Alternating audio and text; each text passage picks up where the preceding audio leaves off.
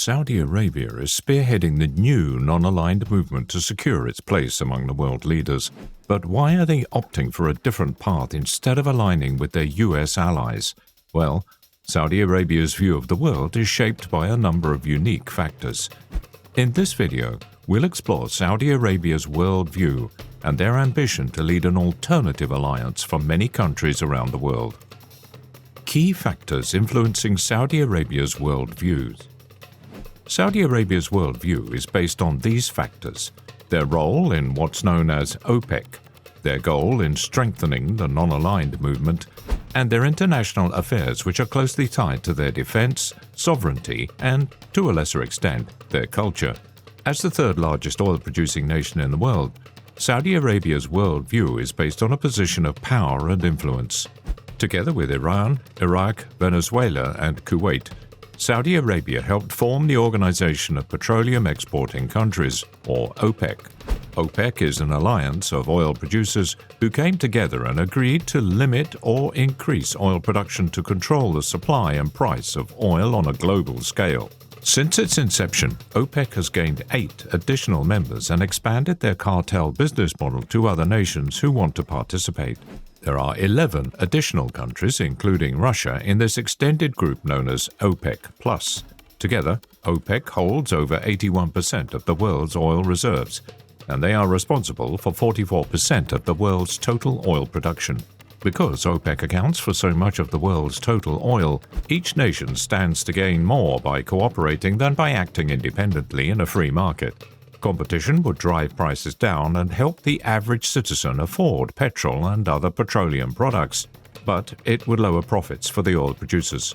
Since Saudi Arabia has roughly 1/3 of OPEC's total reserves, they serve as the leaders of OPEC, even though OPEC's current Secretary General, Heath al-Ghais, is from Kuwait.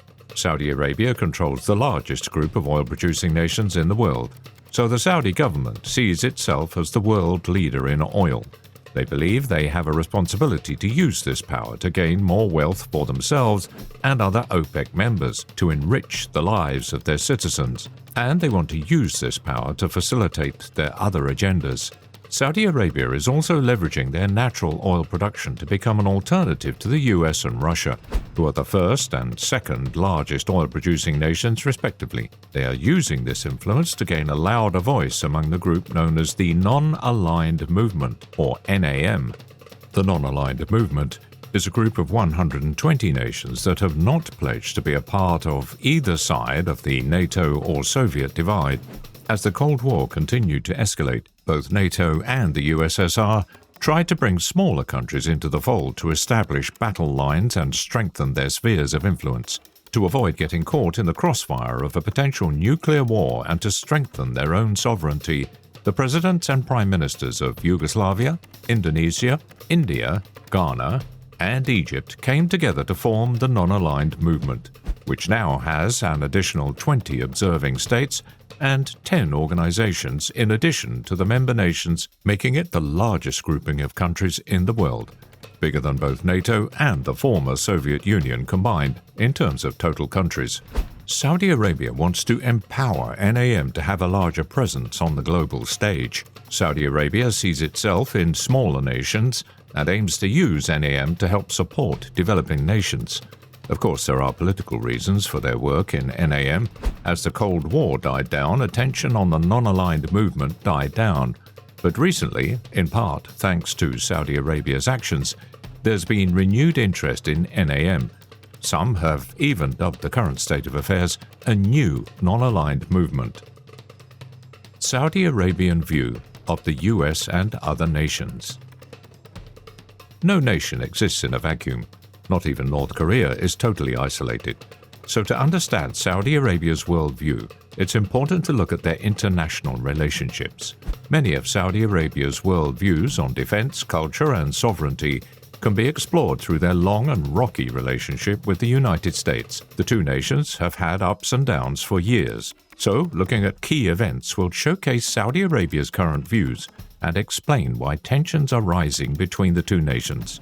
Right now, there's a strong divide forming between the views of politicians and the citizens of both countries regarding one another. For instance, It's no secret that American politicians are struggling with Saudi Arabia in the light of their continued track record.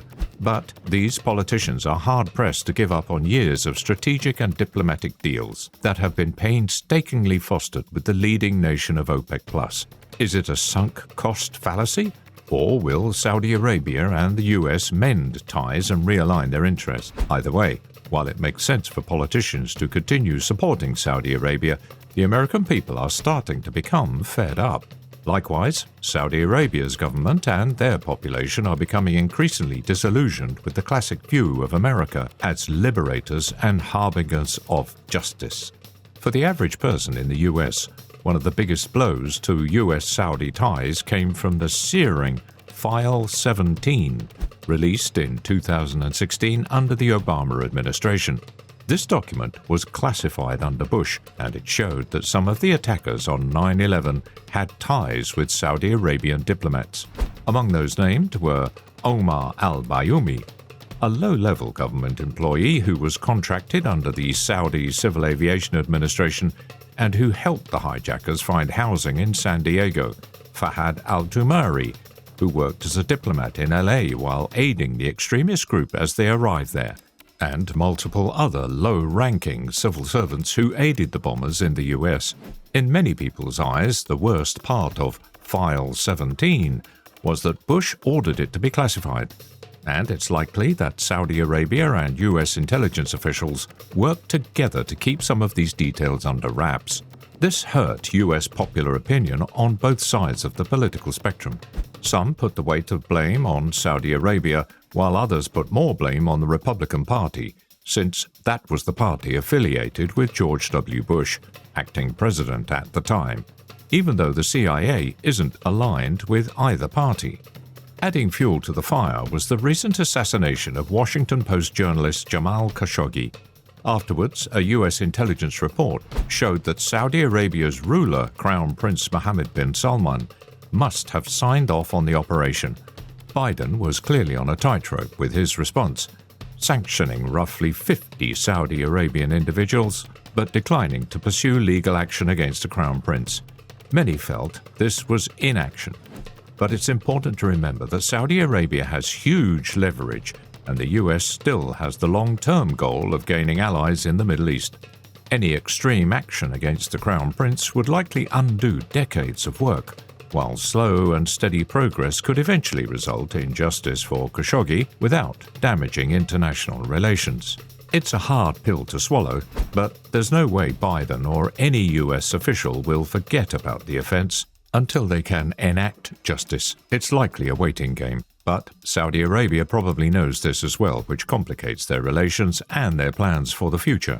If more Americans continue to lose faith in Saudi Arabia, public opinion could eventually shape foreign policy as people become less likely to vote for politicians who support Saudi Arabia.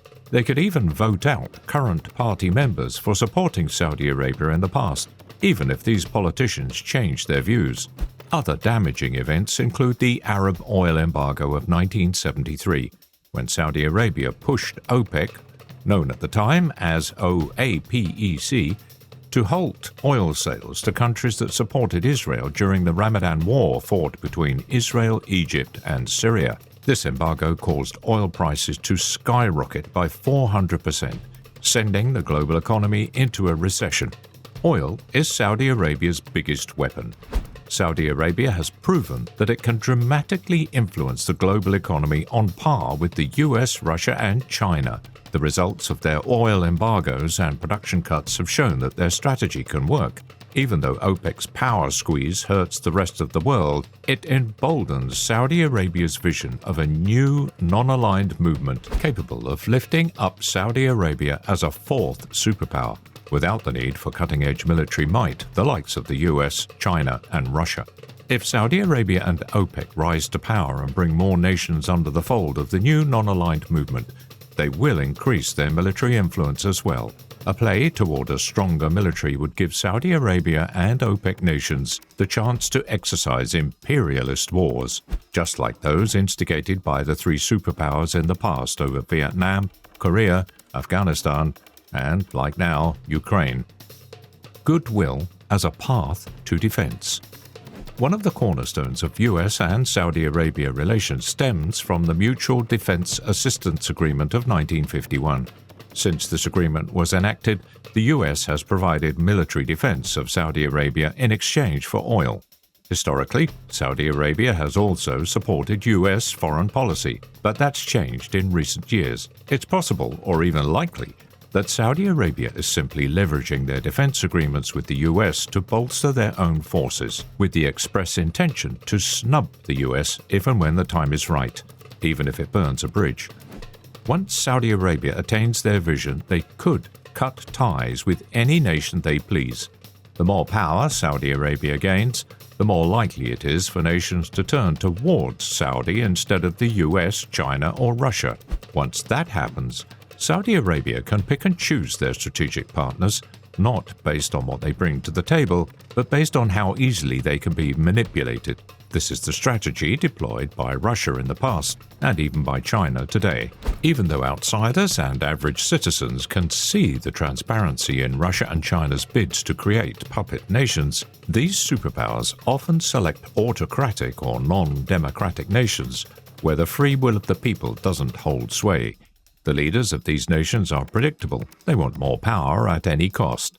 Turning their nation into a puppet regime is all too easy, and we see this approach carried out recently with China's bid in the Solomon Islands.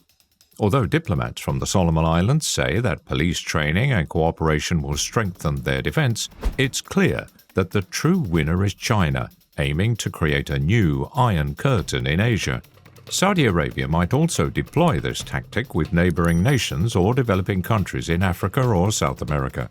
Of course, along with the humanitarian benefit of using the non-aligned movement's resources to aid developing countries, Saudi Arabia can gain goodwill through their efforts with NAM to become what the US used to be for many smaller countries. If they choose this route, Saudi Arabia could become the next notorious dictatorship alongside Russia and China. But it's more likely Saudi Arabia has a different goal. Saudi Arabia and most of OPEC are incredibly fearful of the threat posed by Iran. Iran is Saudi Arabia's version of Russia or China. They pose an immediate threat, and tensions are continuing to mount. Saudi Arabia's biggest enemy. Iran has been publicly calling for the destruction of Saudi Arabia, and they've even reached armed conflict. Iran has been launching drone attacks more frequently since 2015, but one event hurt Saudi relations more than the rest.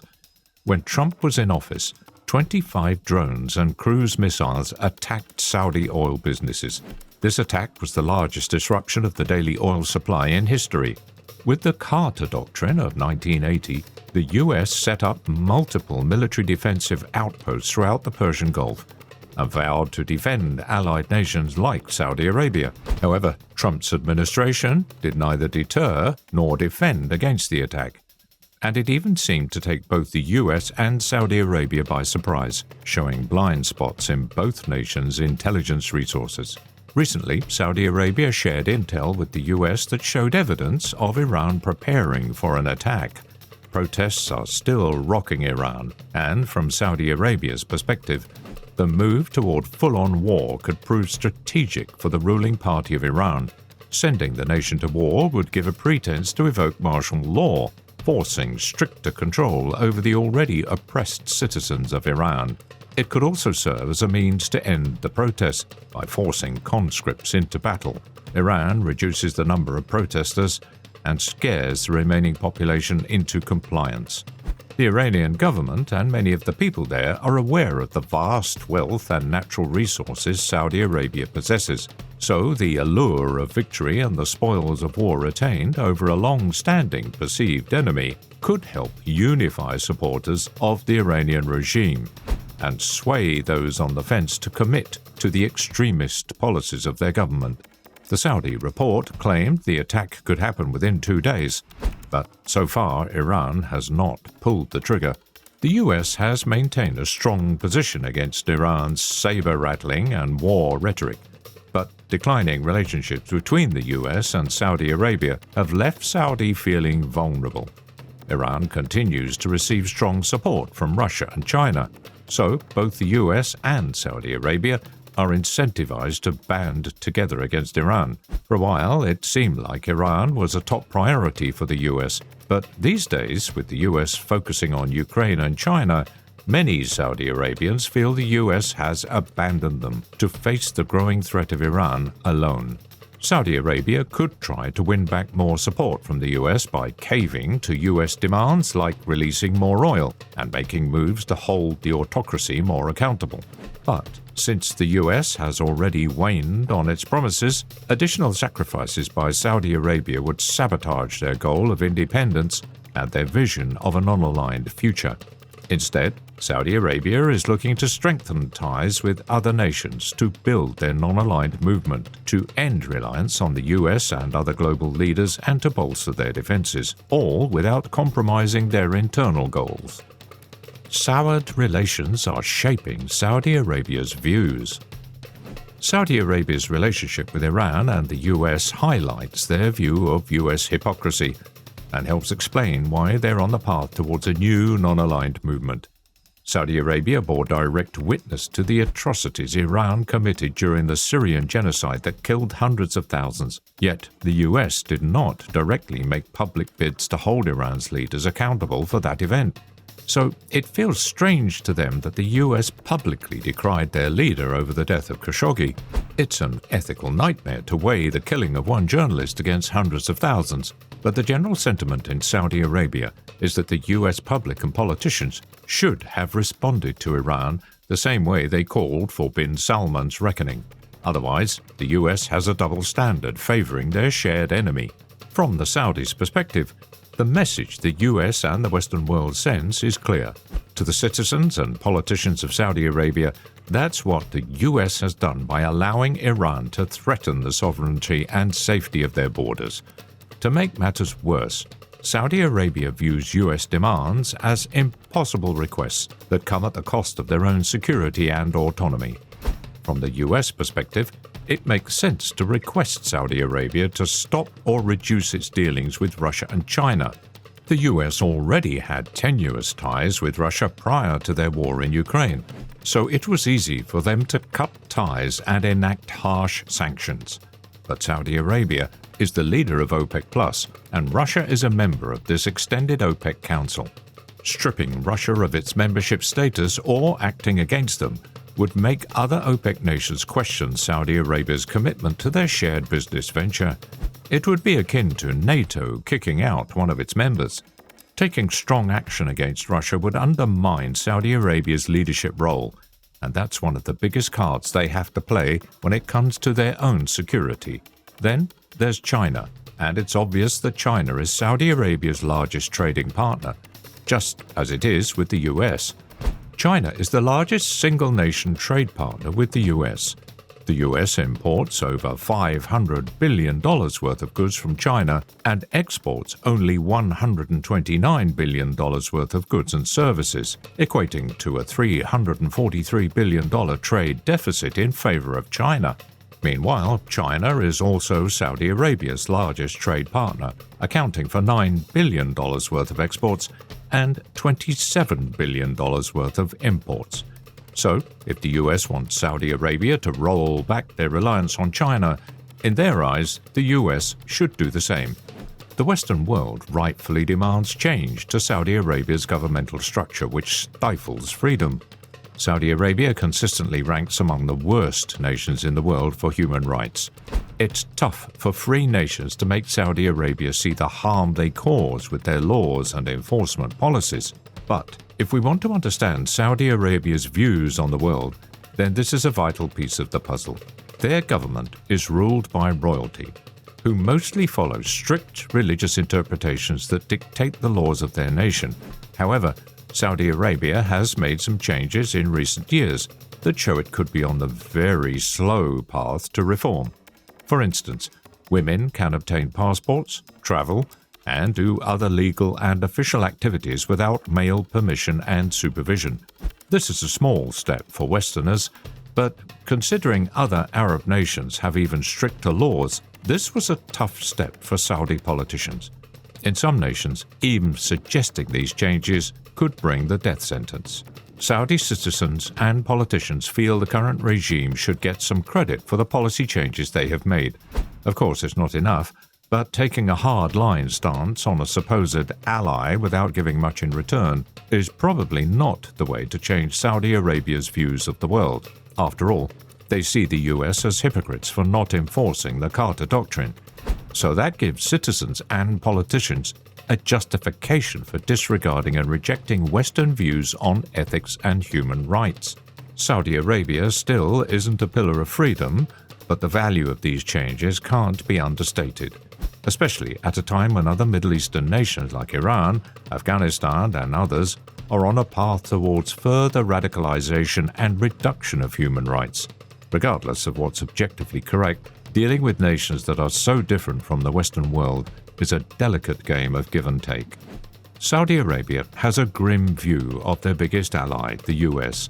They have a vision of a future where they lead smaller countries that have been rejected by the wider world. Saudi Arabia has a vision for stronger borders and a larger presence on the world stage. With all this in mind, it makes perfect sense why Saudi Arabia is moving to strengthen OPEC and reduce their reliance on superpowers. In their eyes, they're just making decisions from the same playbook as the US. Thanks for watching. If you enjoyed the video, please leave a comment below and hit those like and subscribe buttons to catch all the geopolitical news from around the world.